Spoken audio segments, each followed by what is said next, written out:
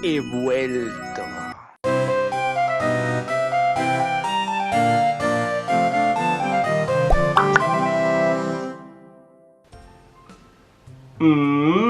Hola, mis queridos voyeurs. ¿Cuánto tiempo? ¿Dónde os metéis? Que hace mucho tiempo que nos veía por aquí.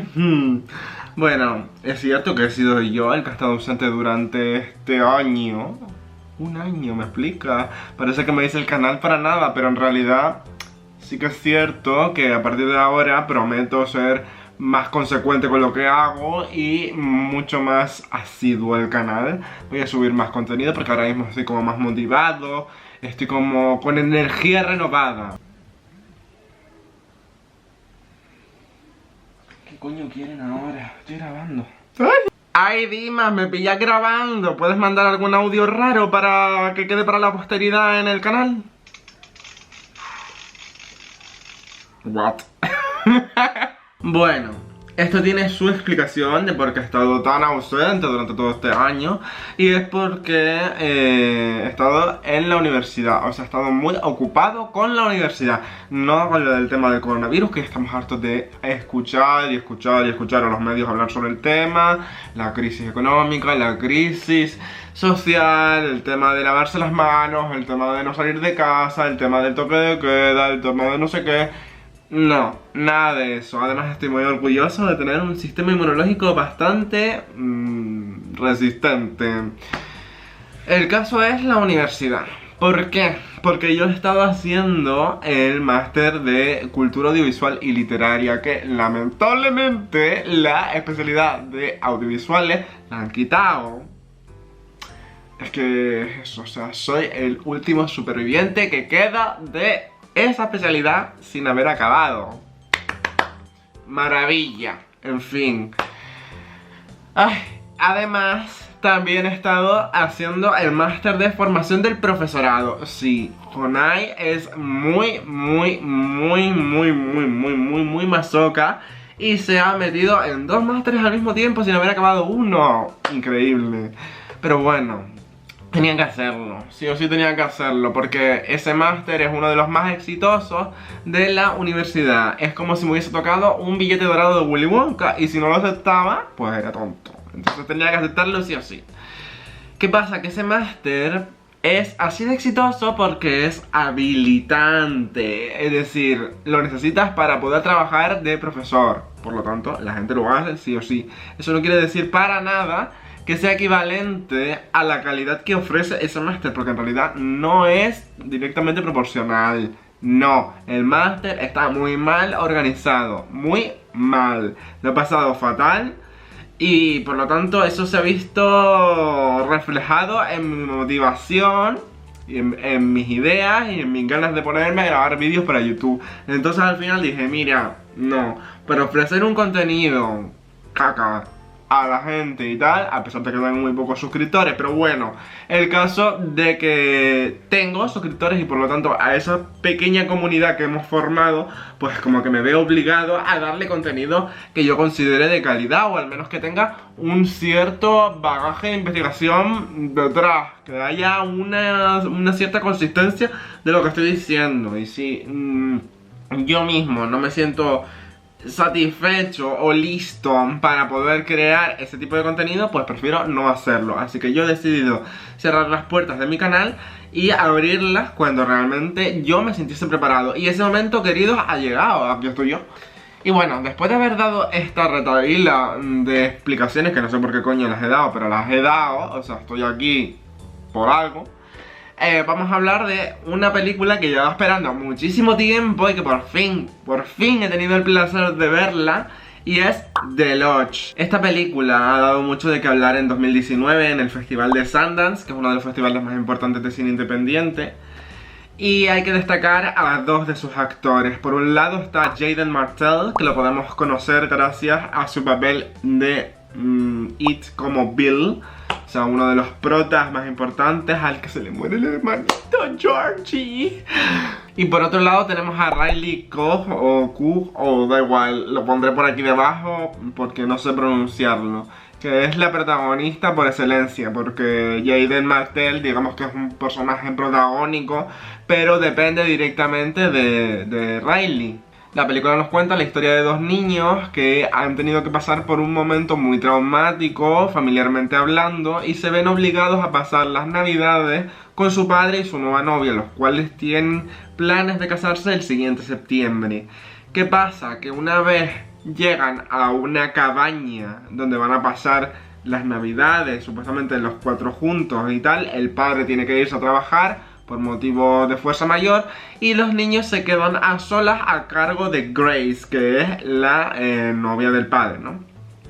Entonces empiezan a pasar ciertas cosas, empiezan a pasar cosas sobrenaturales y además también como que la película tiende a crear una atmósfera así como muy de claustrofobia, porque no salen de la casa prácticamente, los exteriores son muy inmensos, blancos y sin ningún tipo de edificios alrededor. Entonces la soledad es fascinante, el sentimiento de soledad es increíble. Este film, por tanto, puede ser encajado en la nueva ola de terror que ha sido inaugurada comercialmente por Aster o Eggers. Es inevitable hacer comparaciones con películas tales como Hereditary, como Midsommar o como La Bruja. Pero si tengo que destacar un papel en concreto, destacaría el de Riley como Grace, porque yo creo que ella llega perfectamente a ese tono triste, desesperado, de un personaje que intenta encajar por todos los medios, después de haber pasado por un trauma enorme, después de haber destruido completamente su lazo familiar, ¿no?, anterior, para poder crear una nueva familia y ver cómo ha construido poco a poco su nueva relación, su nueva vida, del cual es un símbolo súper importante el perro que ella se compra, porque ella se compra un perro como símbolo de un antes y un después de sus dos vidas, es decir, la vida de ella como niña o barra adolescente y su vida de adulta, la cual está viviendo ahora y está empezando a ser feliz. ¿Qué pasa? Que esta felicidad es efímera, como pasa con los demás personajes presentados por Aster Eggers o otros tantos directores que han ido por este camino, ¿no?, de la nueva ola de terror. Riley, sí, voy a llamar Riley a partir de ahora a la actriz porque ese apellido es impronunciable y no quiero hacer el ridículo, así que prefiero llamarla solamente por su nombre de pila. Para mí está a la misma altura que otras actrices que ya han pasado por papeles similares, tales como Toni Collette en Hereditary, Florence Pugh en Midsommar o Anna Taylor-Joy en La Bruja. De hecho, ahí radica el drama real de la película, es decir, cómo los personajes tienen que lidiar con sentimientos de tristeza muy profundos, dados por un trauma ya vivido y además aderezado con un duelo muy grande. Es cierto que, como vengo diciendo, es imposible no hacer las comparaciones con películas tales como Hereditary, Midsommar o La Bruja, porque tanto Eggers como Aster han logrado llevar esta nueva forma de hacer terror a los límites comerciales, a las masas.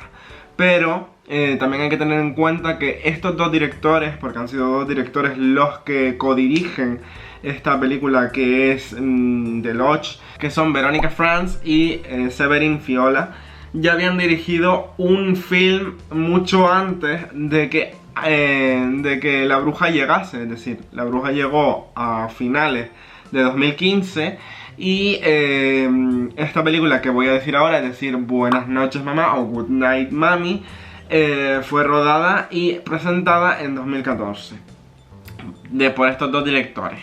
Entonces, la dicotomía está ahí, es decir, estos dos, es decir, Aster y Eggers, son más conocidos, pero sin embargo estos dos directores que han cimentado ya directamente las bases del nuevo terror, pues no son tan conocidos y me parece un poco patético en cierto aspecto. Esta nueva forma de hacer terror está sobre todo basada en problemas íntimos relacionados con la familia, la ruptura de relaciones, todo ese periodo de duelo, tanto de muerte física de algún familiar o de alguna pareja, como de muerte simbólica de una relación, de algo, de lo que sea, relación familiar, relación de pareja, lo que sea, ¿no? Todo ese terror íntimo, ese desgarro interior, esa amargura, ese drama más profundo, ¿no? Ese miedo a morir de la forma que sea.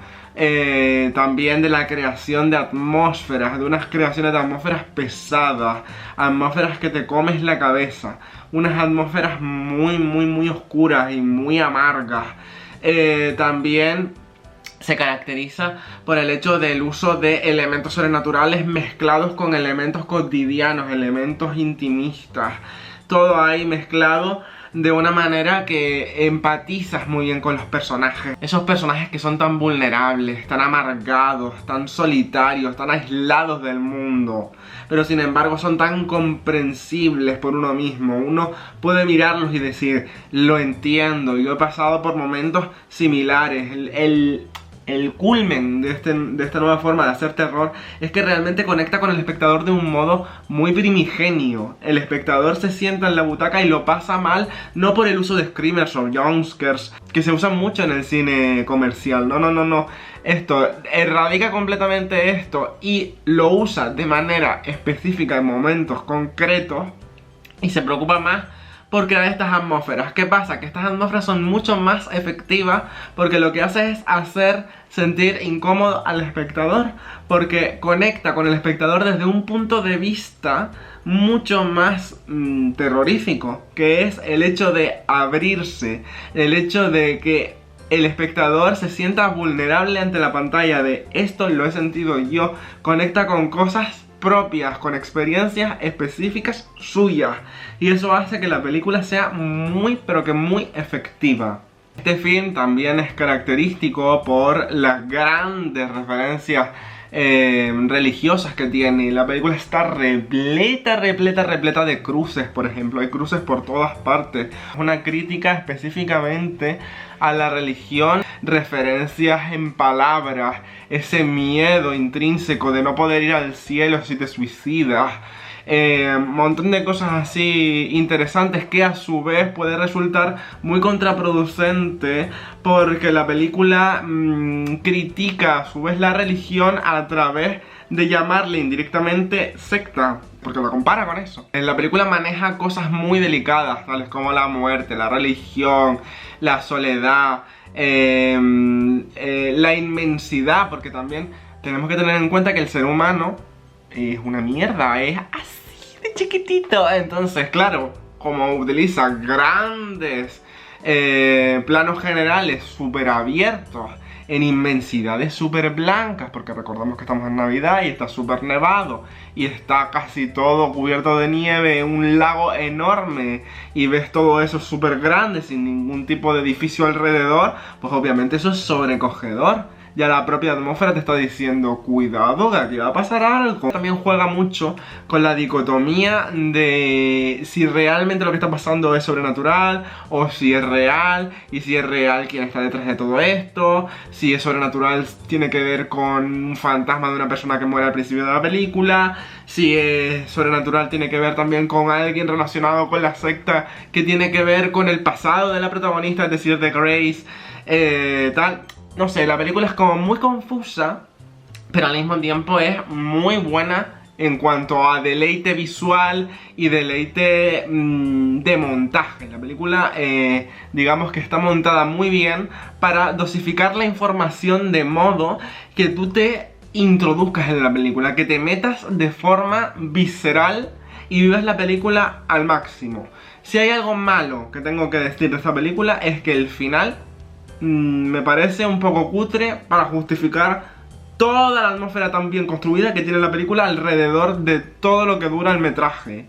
Es decir, el final, esos últimos minutos, digamos que no están a la altura del resto de la película.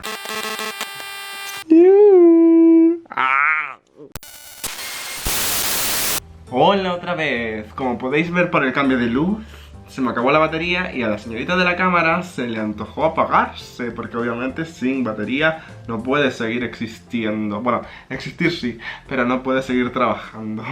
Lo único que me queda por decir es que además de las referencias religiosas que tiene la película, también podemos encontrar referencias a recursos ya hechos por otros cineastas, como por ejemplo es el caso de El Resplandor de Stanley Kubrick, que podemos ver perfectamente una escena en la que se calca prácticamente el plano aéreo que se utiliza para guiar al espectador junto con Danny, Jack y Wendy en el coche rumbo al Overlook.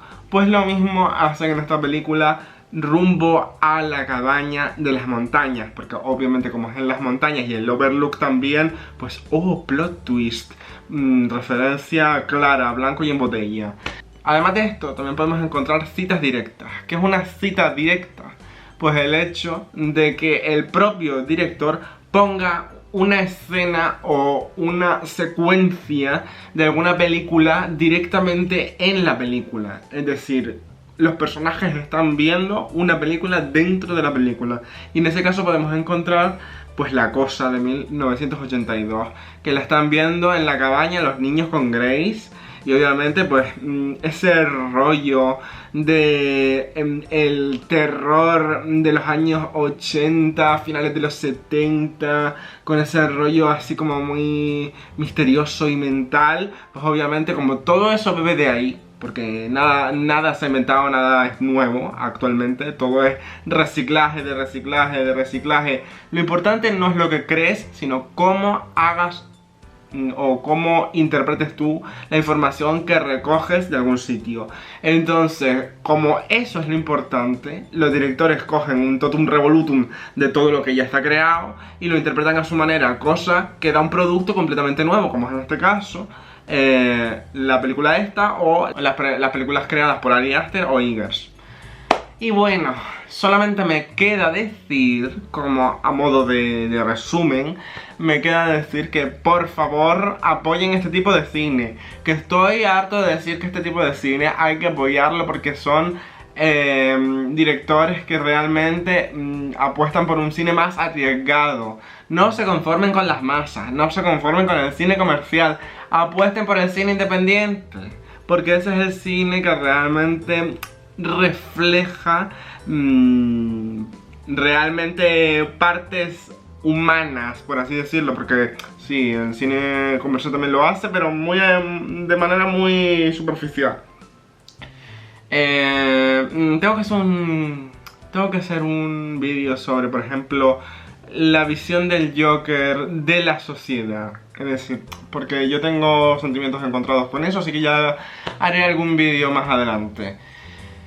Y nada, que apoyen esto, que compren la película, coño, o que la alquilen o que lo que sea, pero tienen que ver la película de forma legal, por supuesto. Y aprovechando esto, pues decir que la película sale a la venta el 4 de mayo en Estados Unidos y en Europa sale el 20 de junio. Así que excusas no hay. La alquilan digital y la ven, que merece muchísimo la pena, ¿vale? Pues eso. Bueno, el Rey Goblin y yo nos despedimos, es decir, Jared. Quien no haya visto esta película maravillosa llamada Labyrinth no tiene perdón de Dios, ya que estamos hablando de una película religiosa. Es un hito absoluto del cine de los 80 juvenil, una de las mejores películas ever. Y entonces obviamente algún día haré algún vídeo referente a esta peli con un montón de curiosidades, porque tengo un montón de curiosidades. ¡Ah! Mi amado Jim Henson, ¿dónde estarás? Quien no la haya visto, no sé qué está esperando. Hay un montón de plataformas y un montón de razones por las que ver esta película. Así que eso, una recomendación que les dejo ahí de gratis, además de la película que hemos estado hablando en este vídeo. Si queréis saber más, dale a la campanita, suscríbete. Estoy también en Instagram, Twitter, Facebook, lo que sea. Me gustaría que esta comunidad creciese un poco más. que haya un poco más de feedback, porque obviamente los temas y la lista de temas se me va a acabar en algún momento y me gustaría que alguien fuese capaz de expresar algo de lo que le gustaría que hablásemos en este canal, ya que este canal es tan versátil, ya que es de pelis, series, videojuegos, libros, no sé, lo que sea. Esto es un vertedero. Así que nada, besitos queridos.